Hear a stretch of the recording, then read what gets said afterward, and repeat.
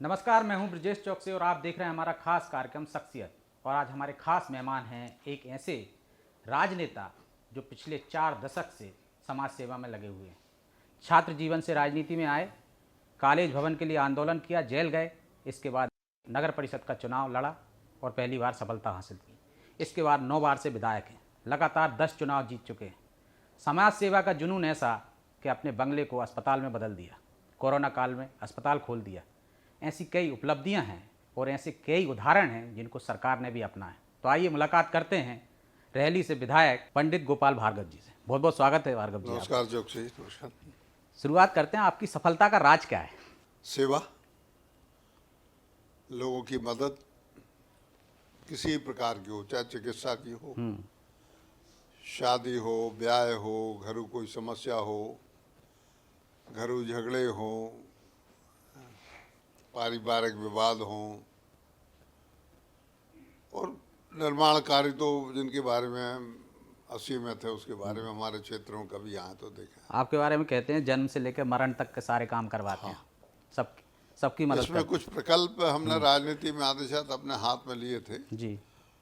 खासतौर से मंत्री बनने के बाद। तो एक तो हमारा मुख्य ये था कि क्या होता है कि आवश्यकता जो है वही एक प्रकार से नियम आविष्कार की जननी हो जाती है आवश्यकता। विधान बनाती है आवश्यकता, आविष्कार की जननी। तो जैसे बहुत से लोग आते थे, भैया ये कैंसर हो गया, बताओ क्या करेंगे, बम्बई जाएंगे, टाटा मेमोरियल जाएंगे, कहाँ जाएंगे, क्या करेंगे। तो महिलाओं के पेट के प्रदर के रोग, बच्चादानी वगैरह में कैंसर डेवलप हो जाता है, ये बहुत बड़ी संख्या आती थी। एक्सीडेंट के ब्रेन में हेड इंजरी हो गई, ये सारी चीज़ें। फिर किडनी के भी रोग होते थे, अनेकों प्रकार की ऐसी बीमारियां जो होती थी। तो ऐसी सब सैकड़ों की संख्या में जब लोग आते थे तो हमको लगता है कि कोई व्यवस्थित पूरा का सिस्टम हम अपने स्तर पे तैयार करें, जिससे हम एक ऐसे स्थान पर जहाँ पर ये सारी सेवाएं उपलब्ध हैं या आवश्यक इलाज हो सकते हैं तो वहाँ पर कराएं। हमारा बुंदेलखंड एक थोड़ा पिछड़ा हुआ इलाका है, इसमें पहले स्वास्थ्य सुविधाएं बहुत कम थी। सागर में पहले मेडिकल कॉलेज तो अभी 17-18 साल पहले हुआ, उसके पहले सागर में सिर्फ एक जिला अस्पताल कहलाता था, तिली अस्पताल, बस वही था और कुछ नहीं था। वो PHC CHC वगैरह तो बिल्कुल मान के चल दो कि एकदम डेड थी। तो फिर होता ये था कि लोगों को कहाँ रखे, क्या तो सारे लोगों को यहाँ भोपाल ला के और उनकी जो भी अस्पताल होते थे, उस समय भोपाल में इतने प्राइवेट अस्पताल भी नहीं थे। तो किसी को हमेदिया में कर दिया, GM गांधी मेडिकल कॉलेज में कर दिया, चिरायु चलता था, वो छोटी चिरायु थी, उसमें भी कर देते थे। ये आइडिया कहाँ से आया, घर को ही अस्पताल बना देते हैं? क्या होता है कि जब जैसे लोग आते हैं तो फिर बेतरतीब तरीके से कोई कहीं पड़ा है, कोई नीचे पड़ा ज़मीन में, कोई कहीं पड़ा है, किसी को ओढ़ने के लिए रजाई नहीं है, किसी को है। रात में जब मैं आता था क्षेत्र से, यहाँ पे विधानसभा सत्र है, तो आते थे तो कमरे भरे हुए हैं सबको, तो हम देख रहे हैं कोई नीचे पड़ा है कुछ। तो हमको लगा कि इसको सबको व्यवस्थित कर देना चाहिए थोड़ा सा, क्योंकि वातावरण जब अच्छा रहता है, सारा परिवेश लोगों को अच्छा लगता है, तो उसमें बीमार आदमी भी एक बार बेहतर ही महसूस करता है। तो हमने अब ये विचार आया 4-6 महीने पहले, तो हमने सोचा कि इसको सारे के सारा जो है बने तो पहले से थे हाल, और उसमें बीमार लोग रहते भी थे, लेकिन उतना अच्छा। और कभी कभी ऐसे भी लोग आते हैं जो थोड़े सोचते हैं कि हमें बेहतर मिले, कुछ मध्यम वर्गीय लोग भी रहते हैं ना, अरे यार कहाँ क्या करना। तो हमने सारी चीज़ें 50-60 बेड जो हैं वो टिप टाप बढ़िया करके, खाने की, रसोई की, जो खाना हो अपनी जो भी इच्छा हो बना देते, सारी व्यवस्थाएं से। वहाँ से यदि जो गरीब लोग हैं, आने की व्यवस्था नहीं है क्षेत्र से, तो 1 तारीख मुकर्रर कर दी, इस तारीख को गाड़ी आएगी। हाँ, एक हमारे जो हर सप्ताह का इतवार का दिन होता है, इतवार के दिन 12 बजे आप हमारे यहाँ जाओ, तो 4 हमारी एम्बुलेंस वहाँ पे खड़ी रहती है, निजी एम्बुलेंस। उन एम्बुलेंस में जितनी संख्या हो, यदि मान लो कम हुए मरीज तो 3 आ जाती हैं, और 4 हुए मरीज तो 4 आ जाती हैं, और भी कम हुए यदि किसी बार तो, क्योंकि कटाई वटाई जब चलती है और भी दूसरे काम खेती किसानी के, तो उस समय लोग व्यस्त रहते, कम आते हैं, तो 2 एम्बुलेंस है। तो ऐसी 4 एम्बुलेंस हमने तैयार कर वहाँ से लाते और यहाँ पे उनको 12 बजे रात दोपहर में चलती है और शाम को 4-5 बजे यहाँ जाती है। तो जो मरीज यहाँ का भी हुआ तो उनकी बीमारी डॉक्टर से कंसल्ट किया और उनका एस्टिमेट बनवाया, डॉक्टर साहब कितना लगेगा इसमें, और सीएम के यहाँ तो सीएम रिलीफ फंड से जी। मुख्यमंत्री सहायता कोष से जो भी राशि मिलती है, सामान्यतः आधी या 1/3 राशि मिलती है। ये बात सही है कि पूरी नहीं होती, और वो बीमारी आयुष्मान में नहीं शामिल होती। आजकल ये है कि ऐसे ही बता रहे थे अभी कि वो जिनके पास आयुष्मान है उनके लिए मुख्यमंत्री सहायता कोष नहीं दिया जाता। नहीं देते हैं। तो फिर ऐसे में क्या करें? तो अब आयुष्मान में भी जैसे ब्रेन हेमरेज हुए, ब्रेन में चोट है, कुछ भी है, तो 12-15 हज़ार रुपये ऐसा कुल मिलता है कुल में, और डॉक्टर कहते हैं कि इतने में तो हमें एक इंजेक्शन भी नहीं आता है। बिल्कुल। तो क्या करें इसके लिए? तो मुख्यमंत्री सहायता कोष से फिर कुछ राशि, आयुष्मान से इतना मिलना हुई नहीं मिले तो मना कर देते रहते होते हैं। कुछ अपने संसाधनों से, कुछ डॉक्टर लोग भी परिचित हैं, अस्पतालों के मालिक भी, तो उनसे रिक्वेस्ट कर ली, कुछ चैरिटी कर देते। तो ऐसे कुल मिला के, और परिवार यदि थोड़ा ठीक ठाक हुआ तो वो भी एक हिस्सा वो भी देता है। मतलब कुल मिला के पैसे की कोई समस्या नहीं आती। अब तक कितने मरीजों का इस तरह से उपचार करा चुके हैं? ये हमने 2000 संगठित रूप से पहले फुटकर करते थे, जब विधायक 20 साल हम विधायक रहे, आते थे लोग हमारी गाड़ी में और भी अलग से आते थे, करते रहे फुटकर। उसका हमारे पास उतना ज़्यादा रिकॉर्ड नहीं है। 2003 हमने देखा अस्पतालों तरह का रिकॉर्ड रख रखा है आपने कि फलां तारीख को मरीज आया, क्या उपचार हुआ। ये इसलिए भी कि यदि मरीज की दोबारा तबीयत खराब हो, कुछ भी हो, तो हमें मालूम चल जाए कि कब भर्ती हुआ था, क्यों, फिर इसकी बिगड़ी क्या है क्या नहीं है। और ग्रामीण व्यक्ति तो कम से कम पर्चे संभाल के रखता भी नहीं कई बार। नहीं, हम इसलिए कि ये नुकसान भी नहीं है कोई। अब यहाँ 5 लड़के हमारे पास अपने लगे, कोई कर्मचारी सरकारी नहीं है, हम अपने उनके लिए 20-20 हज़ार रुपया महीना देते हैं वेतन। तो 5 लड़के यहाँ पर कर रहे। तो ये लड़के जो हैं, ये मैं अस्पताल भर्ती करने का काम, फिर डॉक्टर से बात करने का काम, फिर मुख्यमंत्री सहायता कोष से यदि पात्रता है तो फिर उसका नोट शीट बनाने का काम, फिर सीएम के यहाँ वो ले जाके और वहाँ पे उसको राशि को, फिर हमसे यदि कोई बहुत ज़रूरी हुआ तो डॉक्टर गोस्वामी हैं, उनसे हम फ़ोन भी वो करवा देते हैं, तो कुछ राशि वो और भी कर देते हैं। तो कुल मिला के कहीं का नट कहीं का बोल्ट ऐसा जोड़ के, और लोगों के ऊपर वजन कम आए, आर्थिक बोझ कम आए, ये सब कर लेते। प्रभु कृपा से जैसी जिसकी ज़रूरत होती वैसी मदद कर देते हैं। आप लगातार 9 बार से विधायक हैं, आधा दर्जन से अधिक विभागों के मंत्री रह चुके हैं। अपने क्षेत्र की सबसे बड़ी उपलब्धि क्या मानते हैं आप? अब देखिए, उपलब्धियां तो अनेक होती हैं। जैसे हम बने यदि, तो हमारे क्षेत्र की उपलब्धि है कि हम कुछ उनकी चिकित्सा के क्षेत्र में सेवा कर पाए। गरीब जो बेटियां थीं उनकी हम शादियां कर पाए, घर उनके नीलाम नहीं हुए, घर जेवर नहीं हुए उनकी नीलाम समझे। एक और हम अपना प्रकल्प चलाते हैं कि जो लोगों की मृत्यु हो जाती है उनकी अस्थि संचय के लिए हमारे 2 वाहन हैं, मोक्ष वाहिनी हमारी जो 2 चलती हैं। तो जैसे ही फ़ोन आया, हमारे नंबर है अलग अलग, तो उस पर आया कि आप परसों हमारे यहाँ अस्थि संचय होना है, आप आ जाएं। तो हमारा आदमी चला जाता है बोरी लेके, तो उसकी अस्थियाँ लेके, और नर्मदा जी में बरमान घाट पे या फिर प्रयाग में, तो वहाँ पे हम विसर्जन करवा देते हैं। तो पहले जो गरीब लोग नाले में अपने वो, तो मानता ये है कि उसमें मोक्ष नहीं मिलता है। तो ये सब करवाते हैं। कुल मिला के ऐसे 4-5 प्रकल्प हैं जो अपने जीवन में हमने स्वीकार है।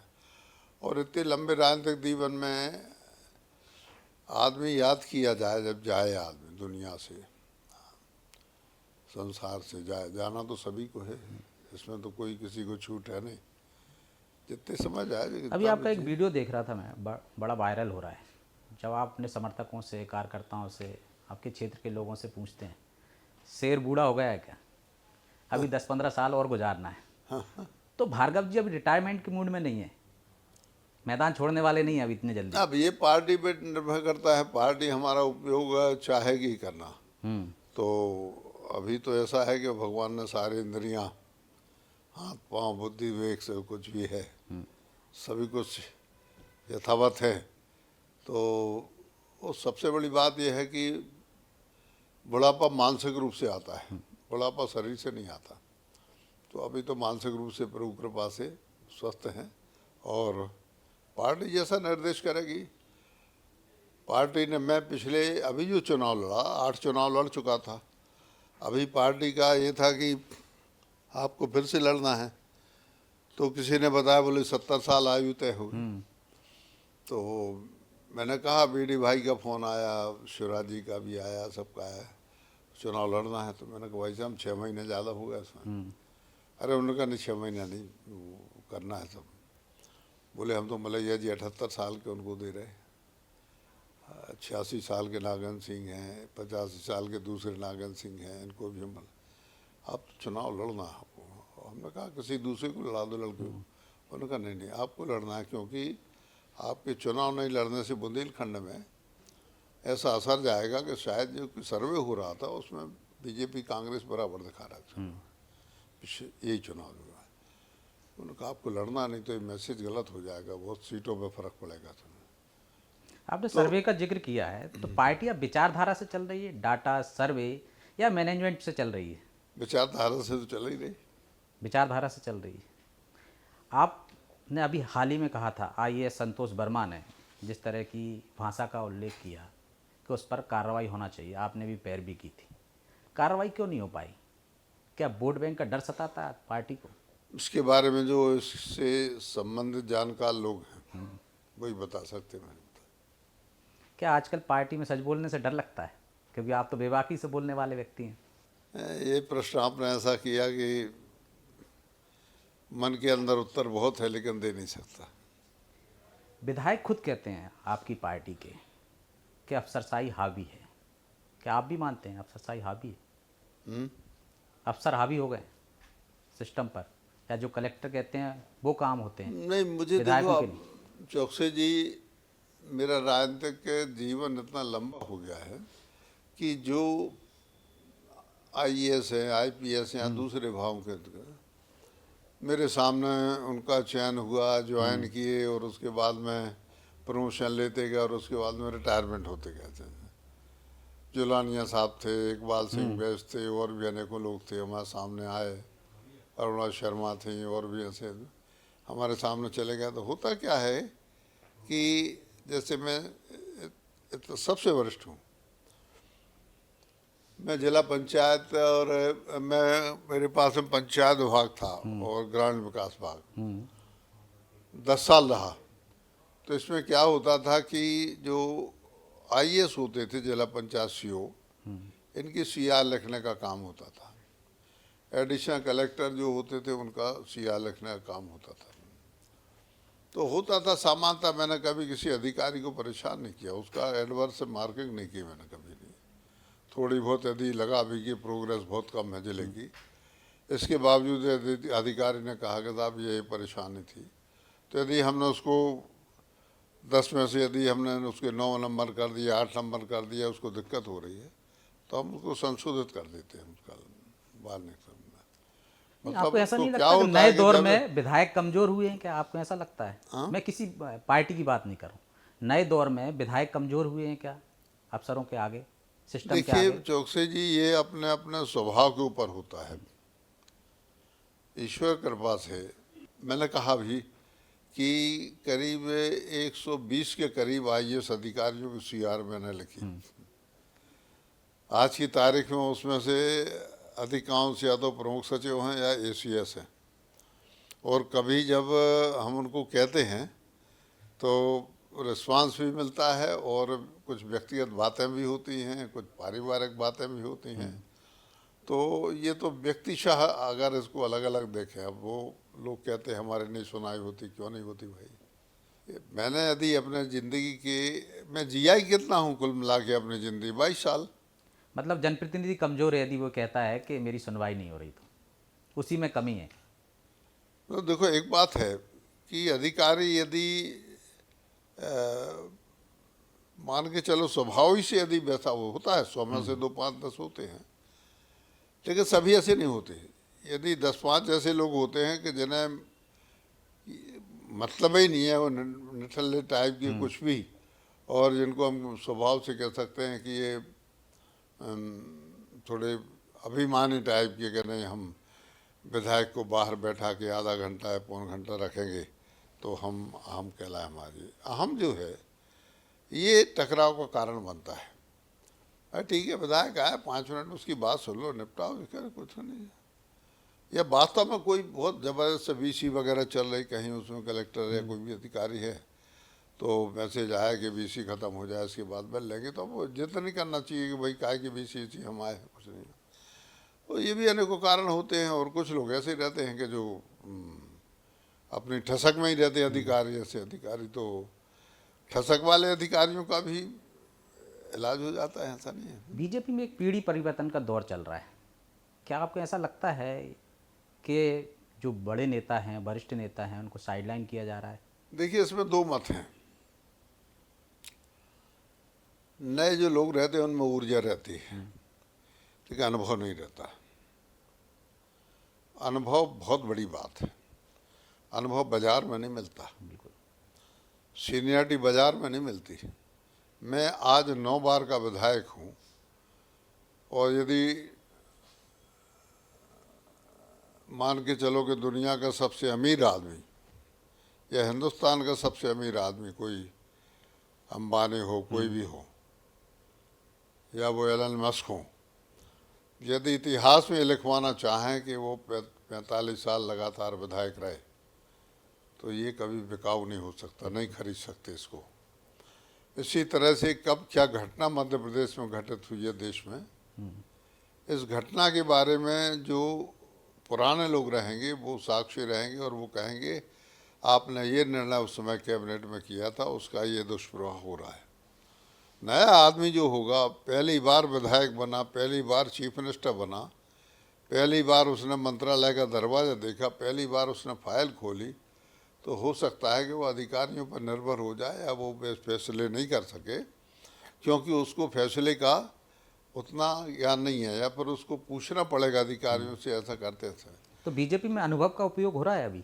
अब ये पार्टी की पॉलिसी है। देखो, हम लोग तो ऐसे हैं कि शतरंज जो है लगभग हम लोग उसी के एक प्रकार से मोहरे हैं। पार्टी का असंतोष बाहर क्यों नहीं आता है? डर है या अनुशासन? दोनों। डर भी है, अनुशासन भी है। दोनों कह सकते हैं, अनुशासन ज़्यादा है। 10 साल पहले यदि यही बात मैंने पूछी होती तो भार्गव जी का क्या जवाब होता? बेबाकी से बोल पाते? परिस्थितियों पे है। तब की परिस्थिति और अब की परिस्थिति में ज़मीन आसमान का अंतर देखते हैं। परिस्थितियाँ हर 5 साल में बदलती हैं, और हर सफलता असफलता के साथ बदलती है। आपकी पार्टी की बात बहुत हो गई, कांग्रेस को आप कोई चुनौती के रूप में देख रहे हैं? नहीं, कांग्रेस खत्म हो चुकी है। जीतू पटवारी और दिग्विजय सिंह दोनों सक्रिय हैं, उनकी सक्रियता का कुछ असर पड़ेगा मध्य प्रदेश पर? कोई असर नहीं पड़ेगा। दिग्विजय सिंह अब तो वो खोटी चवन्नी हो गया, कोई मतलब भी नहीं है। और मैं मान के चल, निष्पक्ष रूप से यदि राजनीतिक पूरी समीक्षा देश के राजनीतिक दलों की जाए, तो दिग्विजय सिंह ने कांग्रेस का वास्तव नुकसान काफ़ी किया। मैं 10 साल उनके जो कार्यकाल था, मैं उसमें भी विधायक रहा। जो सिस्टम कांग्रेस का संगठन और कांग्रेस की कार्य पद्धति, बीजेपी में जमीन आसमान का अंतर है। जीतू पटवारी युवा हैं, कोशिश कर रहे हैं पार्टी को खड़ा करने की, लेकिन मूल समस्या कैडर और डिसिप्लिन की है। अनुशासन जो है ये बहुत बड़ी बात है। अब दिग्विजय सिंह ने जमीन में बैठना शुरू कर दिया, क्योंकि आप मंच पे झूमा झटकी करते हो तो हमें नहीं बैठना कुछ सुना के। तो ये सब परिस्थितियाँ जो होती हैं बीजेपी में नहीं होता, कभी नहीं हुआ। कभी किसी मंच पर ऐसा अशोभनीय दृश्य नहीं आया, कुछ नहीं है। लेकिन कांग्रेस में आम बात है। तो वरिष्ठों का सम्मान होना चाहिए, उनको मान मिलना चाहिए, लेकिन नए लड़के जो हैं हुल्लड़ करने, जीत हो नहीं रहे हो, हैं दम कुछ बची नहीं है, इन्हें के नए लोग बचे हो और हुल्लड़ करने में सबसे आगे हो। लेकिन कांग्रेसी तो आरोप लगाते हैं कि आपकी पार्टी का कांग्रेसीकरण हो गया है। भाई, कांग्रेसीकरण ना कुछ हुआ है। भारतीय जनता पार्टी ने अपनी विचारधारा के साथ कोई बल्कि विचारधारा हमारी और भी ज़्यादा व्यापक होती जा रही, स्वीकार्य होती जा रही पूरे देश में। और कोई कांग्रेसीकरण नहीं हुआ है, कांग्रेस अपने जगह में है। बल्कि हम ये कहें कि कांग्रेस से ही अब ओरिजिनल कांग्रेस नहीं रही। सही बात तो ये है, कांग्रेस ने अपनी मौलिकता जो है सर्वधर्म समभाव की, वो इस वर्ग विशेष के साथ जो जुड़ के उसने मौलिकता खत्म कर ली। और इस कारण से वो एक वर्ग विशेष की पार्टी बन गई और उसी प्रकार की उसकी पहचान हो गई। और कांग्रेस धीरे धीरे पतन की ओर चली गई। कांग्रेस और एक चीज़ कहती है कि जनता में नाराज़गी है। क्या आपको भी लगता है कि कुछ मुद्दों पर नाराज़गी है, चाहे किसान के मुद्दे हों, खाद का मुद्दा हो? देखिए, राज्य में साल फर्टिलाइजर की व्यवस्था तो थोड़ी ठीक नहीं रही, ये बात सही है। बाकी अभी किसानों की बहुत सी समस्याएं हैं, जैसे फसल बीमा की भी है, कुछ बीज की भी समस्या आई, कुछ अन्य प्रकार की पेप्सीसाइड की भी समस्या आई। अलग अलग स्थानों से अफलन की भी शिकायतें प्राप्त हुई। फिर बारिश भी अलग अलग समय पे अलग अलग गुना शुक्रनगर वगैरह कुछ मुआवजा मिला है। लेकिन असंतोष इस बात को है कि सर्वे ठीक से नहीं हुआ और इस कारण से बहुत से किसान जो पात्र थे मुआवजे के, वो नहीं मिल पाया।